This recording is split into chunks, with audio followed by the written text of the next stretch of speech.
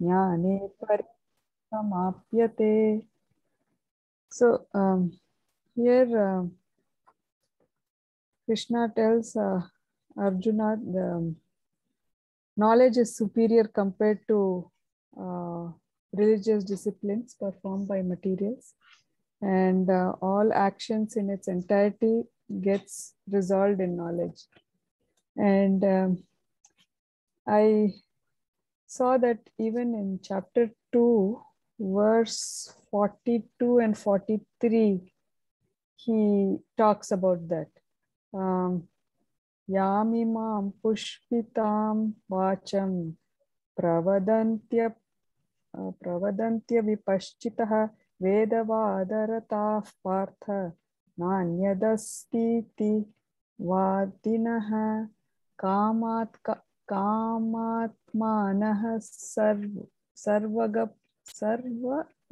swargapara janma karma phalapradam kriya vishesha bahulam bhogaishwarya gatim prati. So the non-discriminating people who remain engrossed in karma enjoined by the Veda, who argue that there is nothing other than this, who are full of desires with heaven as their highest goal, utter these flowery words that talk of many special rituals meant for the attainment of pleasures and power of the results in the form of births. So what made me, the thought that came to me is, so Krishna is definitely praising knowledge over everything. So is it, but Vedas, a part of Veda is also rituals, right? Meaning there is a portion that talks about rituals. So so it does have a role to play. So is it that Bhagavad in Krishna's teaching to Arjuna, because Arjuna is a wise person, he is telling him about knowledge as being superior to rituals? Or meaning there is a place for rituals, right? Like, so, but nowhere Krishna is, at least till now, he talks positive or talks for ritual, right? It's always knowledge is superior. So I have struggled, personally I have struggled always when rituals are forced down, or you have to do it this way, or you have to do it that way. Without studying Bhagavad Gita itself, I used to rebel. So I would say, I'm not going to do it because you're saying, you're telling me to do it. But now with age and I guess a little bit of studies, there's some maturity where I don't react, but I don't even understand that. So is rituals only for to purify us? So you're asking me, or you're going to continue? No, I'm asking you because. Okay, I thought you were presenting this. No, I know, but while studying this, these are the questions that came to my head. Meaning, I value that there is a part for rituals, but then when Krishna keeps saying, knowledge, then how much importance do we give to rituals? How do we balance that? How do we? Right. So this can be connected to the question that Mahesh asked last class. I don't know if you recall that question. Yes. So after studying Bhagavad Gita, these rituals, what place do they have? What role do they have in our lives? Okay. So this similar question is coming. So see, dharma, artha, kama are the main. The people generally are seeking only these three. Moksha is there. As long as I'm good, God will take care of me after death. That is moksha. Okay.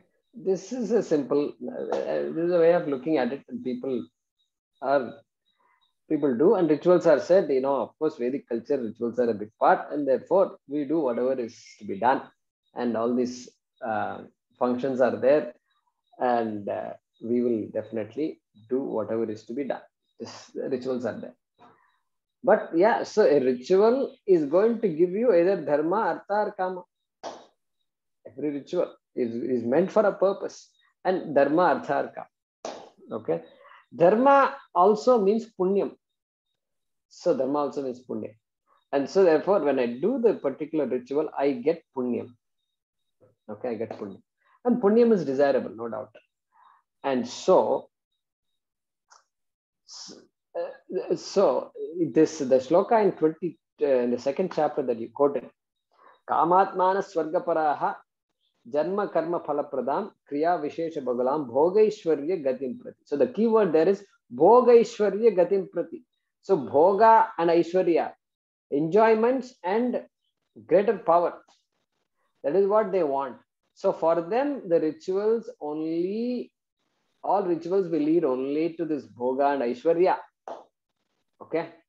And there is nothing beyond that.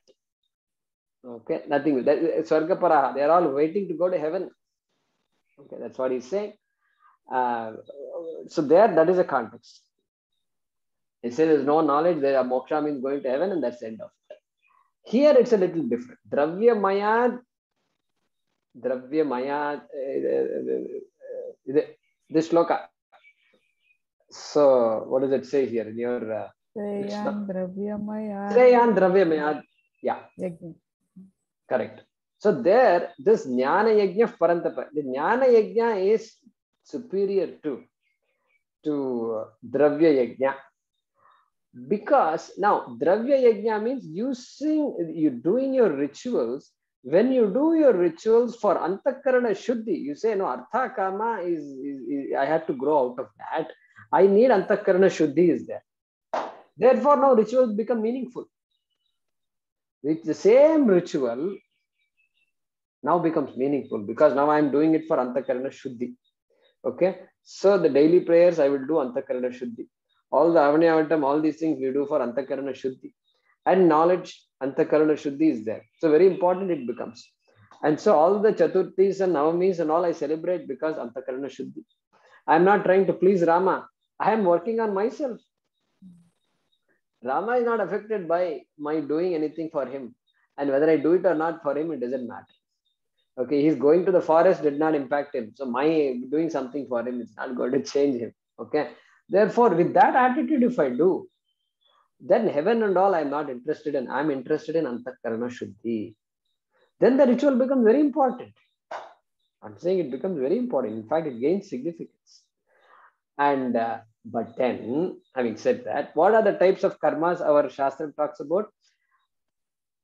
Nishiddha karma. Nishiddha karma means what? Prohibited actions. So stealing, this, that, etc. prohibited. So adharma. Don't do the Nishiddha karma. Okay, then what? Then there is Kamya karma. Kamya karma means karma that is done in order for me to achieve what I like, get what I like.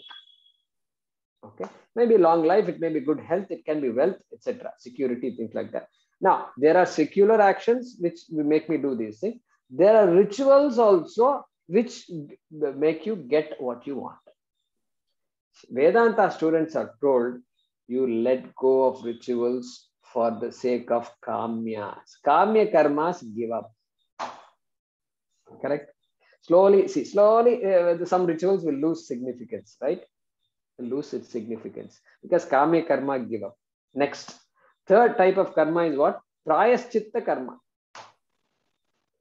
Prayaschitta karma means actions done, rituals done for the sake of atonement of things that I've done wrong, and atonement of things that somebody else has done wrong to us. Therefore, I feel hurt. Therefore, I will do certain karmas to get out of that. So it is good to do as long as you're aware of it. We can do it. But then Vedanta students have said, once you sort out your issues, you have to give up Prayaschitta karma. They don't have a place anymore. Once you've sorted out all the issues, now you're clean. And now Prayaschitta karma also given up. Only thing left is Vihita karma. Fourth, Vihita karma. Vihita karma means ordained karma. All Vedikas have karma ordained. They have to do. We have to do Sandhya Vandanam every day. And it doesn't matter. Even a wise person is not a sannyasi, that person has to do Sandhya Vandanam. We saw the example of Janaka, etc.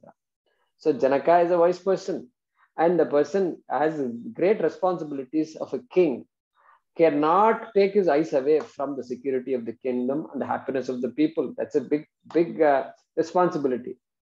Okay. Then how does he do the karma? Well, the person knows, I am not doing this for my punyam. I am not doing this for my happiness, because I am not a karta anymore. There is no punyam, there is no papam for me. And therefore, I must loka sangrahartam. For the benefit of society, I have to do it. Veda says that you can't. Nobody can give up their Vedic karma. And then the same Vedas will come and say, okay, you can take sannyasa. And once you take sannyasa, then all rules fall apart. No rules are there. The thread itself is thrown away. Where is the question of doing Sandhya Vandanam? And so all that is gone. So therefore, if somebody says, no, I don't need, I'm a jnani, then no problem. Go take sannyasa. Then you don't have to do anything. That's it. And so this is the way we look at it, Swapna. So therefore, to be done karma, we do with the goal of antakarana shuddhi. Antakarana shuddhi. Not kami karma, not prayaschitta karma. Nishita karma, of course, we are not going to do. And therefore, the short answer to your question, do rituals make sense? Yes, they do make sense if your goal is antakarana shuddhi. Otherwise, it's samsara chakra. You are just fueling the samsara chakra. Doesn't make sense. And so the person who is making us do this ritual may not know all these things, but you know it. So you can look at it differently and do wherever you have to do certain things. Yeah. Does that help? Yes, definitely. I had one more verse, verse 40, chapter 4. Ajnascha shraddhadanascha samshayatma vinashyati nayam lokasti na paraha na sukham samshayatmanaha. So here Krishna says that one who does not know, one who doesn't have Shraddha, and nature is of doubt, to doubt, suffers in this world, and this world is not there for that person, nor the world beyond, nor happiness for the doubting mind. So the word Shraddha is very, I think it's very loaded in the. Is for me Shraddha. I don't. Yeah, it is evolving. It is. I don't know. I don't know about others, but it's an evolving thing. And as I'm learning, there is more. Shraddha is growing. So to start off, I'm sure I had some Shraddha to get into the teaching, or I was fortunate to have that little amount of Shraddha. But so this, but I'm sure there are human beings that there is 100% Shraddha, right? There's total Shraddha. There's no doubt in the head. And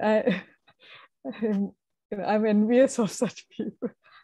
It's so nice to be in that kind of place, to have just total Shraddha. And I hope one day I'll get there. But I don't know about,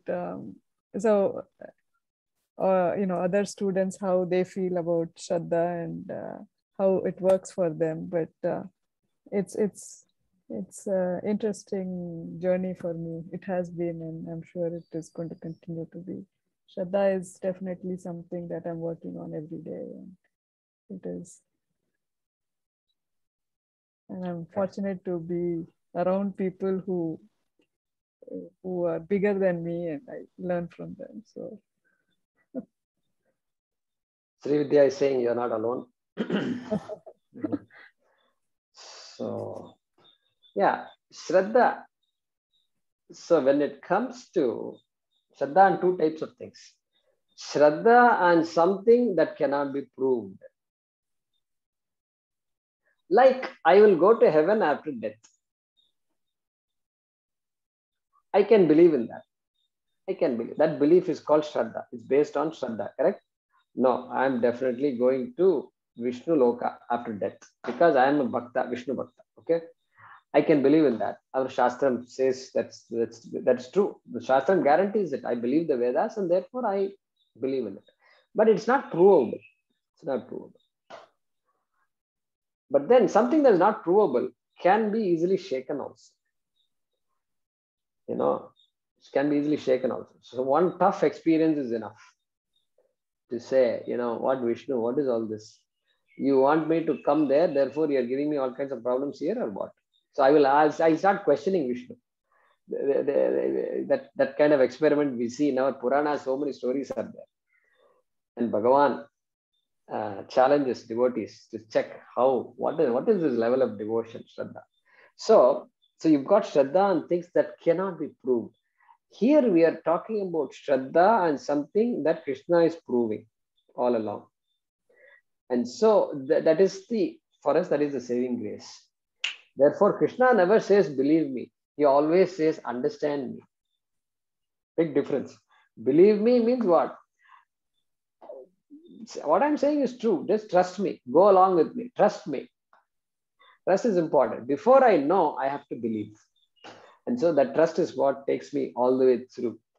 And so I mean, all of us have been through the stage where our ability to trust is somewhat damaged, you know, from our past and things like that. We don't know. It all depends on our own backgrounds. And parenting, all these things are involved. And so trust is lost.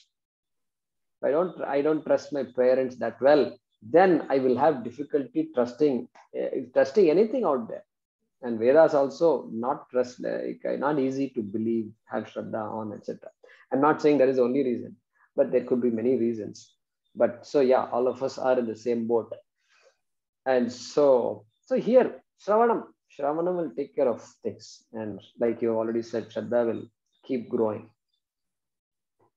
Thank you.